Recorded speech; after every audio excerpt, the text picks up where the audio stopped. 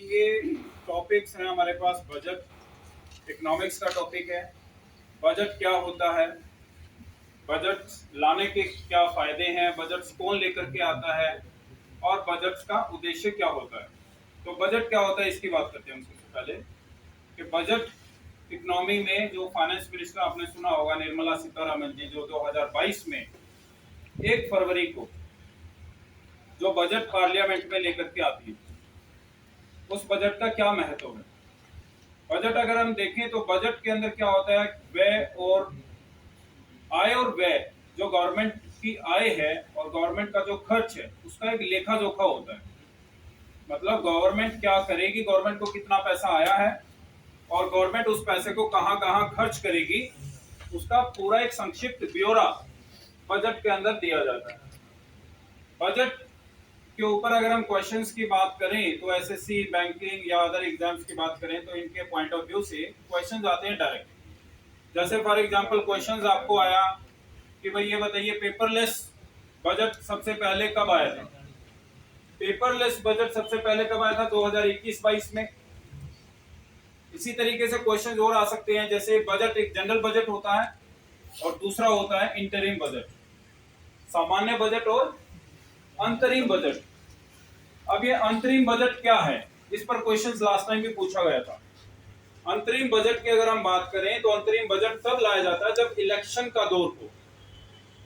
Every after 5 years election होते हैं, हर 5 साल के बाद।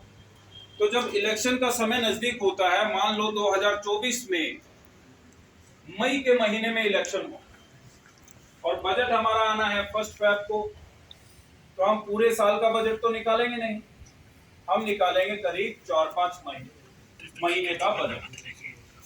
तो इस बजट को हम कहते हैं इंटरिम बजट, अंतरिम बजट। ठीक है, और स्पेशली कब आएगा, इलेक्शन टाइम के दौरान।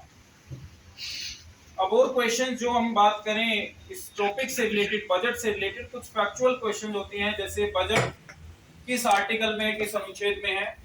तो 112 के अंदर हमारा सेंट्रल बजट है, यूनियन बजट जिसे हम कहते हैं।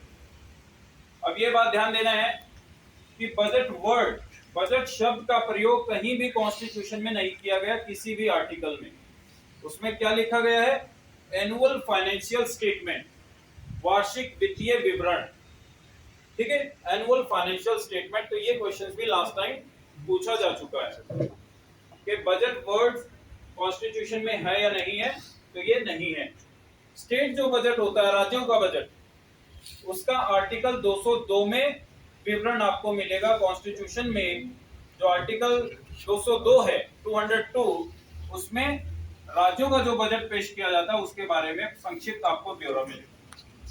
बजट कौन प्रस्तुत करता है, फाइनेंस मिनिस्टर इस वक्त कौन है, निर्मला सीतारमण जी। बजट कैसे प्रस्तुत किया जाता है, सबसे पहले प्रेजेंट करेंगे हम बजट को पार्लियामेंट में, फिर उस पर एक डिस्कशन होगा, फिर उस पर वोट ऑन अकाउंट होगा, फिर वो स्क्रूटनी के लिए जाएगा, फिर दोबारा से उस पर वोटिंग होगी, फिर उस पर अप्रोप्रिएशन बिल पास होगा कि ये डिमांड उपयुक्त है या नहीं है, फिर फाइनली उस पर फाइनेंस बिल पास होता है, वित्तीय बिल, कि भाई ये ग्रांट इसको पास कर दिया जाए, ये डिमांड जो है उपयुक्त है और जितना पैसा ये मांग रहे हैं वो इनको दिया जाए। तो इस तरीके से बजट पास होता है। क्लियर। बजट के मेनली 2 अकाउंट होते हैं, कैपिटल अकाउंट और रेवेन्यू अकाउंट। बोर्ड पर अगर हम नजर डालें तो आपको दिखेगा यहाँ पर बजट, रेवेन्यू अकाउंट और कैपिटल अकाउंट दोनों लिखा हुआ है। रेवेन्यू अकाउंट की अगर हम बात करें तो ये वो अकाउंट है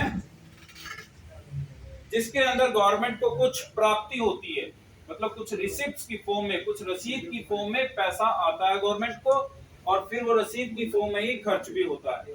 तो रेवेन्यू अकाउंट के मेनली 2 पार्ट्स होते हैं, रेवेन्यू रिसिप्ट्स और रेवेन्यू एक्सपेंडिचर। रेवेन्यू रिसिप्ट्स को आगे अगर हम देखें, इसको हिंदी में कहेंगे राजस्व प्राप्ति। राजस्व प्राप्ति, टैक्स और नॉन टैक्स। टैक्स से जो गवर्नमेंट को इनकम होती है उसको हम कहते हैं रेवेन्यू रिसिप्ट्स, जो टैक्स से आ रही हैं, और एक नॉन टैक्स से गवर्नमेंट को इनकम होती है, जैसे गवर्नमेंट्स को चालान काट दिया तो फी जाएगी, फी हो गई। ठीक है, और तमाम जितने भी गवर्नमेंट को इनकम हो रही है टैक्स के अलावा अदर चीजों से, जैसे पीएसयू सेल कर दिए, तो ये सब क्या होती है, रिवेन्यू रिसिप्ट्स। और टैक्स से जो इनकम है, जैसे कि डायरेक्ट टैक्स से या फिर इनडायरेक्ट टैक्स से, प्रत्यक्ष या फिर अप्रत्यक्ष कर से, उनको हम कहते हैं टैक्स रिसिप्ट्स। प्रत्यक्ष कर मतलब जैसे कि आपका इनकम टैक्स हो गया, कॉर्पोरेट टैक्स हो गया। इनडायरेक्ट टैक्स की बात करें, अप्रत्यक्ष कर की, तो हम जीएसटी की बात करेंगे, ठीक है, सर्विस टैक्स की बात करेंगे, कस्टम ड्यूटी की बात करेंगे, एक्साइज ड्यूटी की बात करेंगे, सेल टैक्स जो पहले लगता था जीएसटी से पहले, उसकी बात करेंगे। तो तमाम तरह के ये टैक्स से भी गवर्नमेंट को इनकम होती है। दूसरी तरफ है कैपिटल रिसिप्ट्स और कैपिटल एक्सपेंडिचर। कैपिटल रिसिप्ट्स होती है जो गवर्नमेंट को मोटा पैसा होता है कैपिटल की फॉर्म में, मतलब बड़ी पूंजी। जैसे कि गवर्नमेंट ने मान लो लोन ले लिया या फिर उधार ले लिया या किसी ने हमें ग्रांट दे दिया, ठीक है, तो इस तरीके से जो इनकम आती है, ज्यादा पैसा जब आता है तो हम उसको रखते हैं कैपिटल रिसिप्ट्स में। और कैपिटल एक्सपेंडिचर इसी तरीके से जो बड़ा खर्चा गवर्नमेंट का, मान लो हमने लोन किसी अदर कंट्री को दे दिया, किसी दूसरे देश को, तो वो क्या होगा, कैपिटल एक्सपेंडिचर। इसी तरीके से हम कह सकते हैं इसको डिस्बर्सल ऑफ बोरोइंग, मतलब किसी दूसरे देश को अगर हम उधार दे दें तो वो भी हमारा कैपिटल एक्सपेंडिचर्स में काउंट होगा, करेक्ट। तो ये है हमारा बजट का पार्ट मुख्य रूप से। अब हम बात करेंगे कि बजट में जो पैसा आता है, अब की बात जैसे हम बात करें 2022 से 23 का जो बजट था वो था 39.45 लाख करोड़ रुपीस का, मतलब 39.45 लाख करोड़ का, मोटा मोटा मान लो 40 लाख करोड़ का।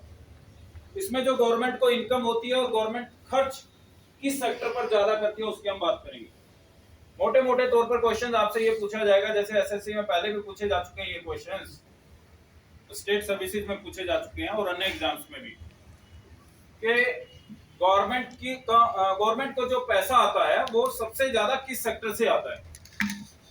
जैसे इसमें लिखा हुआ जीएसटी से आपको 16% पैसा आता है, 15% आपको इनकम टैक्स से आता है, बोरोइंग से आपको 35% आता है। मतलब अगर गवर्नमेंट को 100 रुपए आए तो 35 रुपीज उसमें से किससे आए, बोरोइंग से। आपको पता होना चाहिए क्वेश्चन अटेंड करने के लिए कि गवर्नमेंट को सबसे ज्यादा पैसा आता है उधार से, बोरोइंग से, और सबसे ज्यादा खर्च कहां पर होता है, ब्याज के भुगतान पर, इंटरेस्ट पेमेंट पर। अगर एक मान लो 100 रुपए गवर्नमेंट के पास आए, 100 रुपए गवर्नमेंट खर्च करना चाहती है, तो वो 100 में से 20 रुपया कहां खर्च होगा, इंटरेस्ट पेमेंट पर, ब्याज भुगतान पर, ठीक है। दोनों क्वेश्चन आप अटेम्प्ट कर लेंगे कि सबसे ज्यादा पैसा किस सेक्टर से आता है, बोरोइंग से, ठीक है, जो उधार ले रही है गवर्नमेंट, ठीक है, और सबसे ज्यादा जाएगा किस पर, इसी उधार का जो भुगतान कर रहे हैं, ब्याज भुगतान, उस पर सबसे ज्यादा पैसा जा रहा है। तो आज की डेट में जो फिस्कल डेफिसिट है, जिसे हम कहते हैं वित्तीय वर्ष के अंदर गवर्नमेंट के ऊपर कितना घाटा है, तो उसका परसेंटेज है करीब 6.9, मतलब 6.9% पैसा जो है हमारे ऊपर क्या है, कर्ज है, ठीक है। ये है हमारी हालत। अभी इसमें कुछ और फैक्चुअल क्वेश्चन हो सकते हैं, जैसे कि सबसे ज्यादा बजट किसने पेश किया, मोरारजी देसाई ने, ठीक है। गणतंत्र भारत का सबसे पहला बजट किसने पेश किया, ठीक है, ये क्वेश्चन हो सकता है। या फिर स्वतंत्र भारत का सबसे पहला बजट किसने पेश किया, ठीक है। भारत के कितने ऐसे प्रधानमंत्री रहे हैं जो फाइनेंस मिनिस्टर भी रहे हो, वित्त मंत्री रहे हो, जैसे कि मनमोहन सिंह जी हैं और चौधरी चरण सिंह जी हैं, मोरारजी देसाई जी हैं, विष्णुनाथ प्रताप सिंह जी हैं। और स्वतंत्र भारत का जो मैंने क्वेश्चन पूछा कि सबसे पहला बजट किसने पेश किया था, तो उसका आंसर क्या है, आर.के. शेट्टी। और गणतंत्र भारत का सबसे पहला बजट किसने पेश किया, जॉन मथाई ने।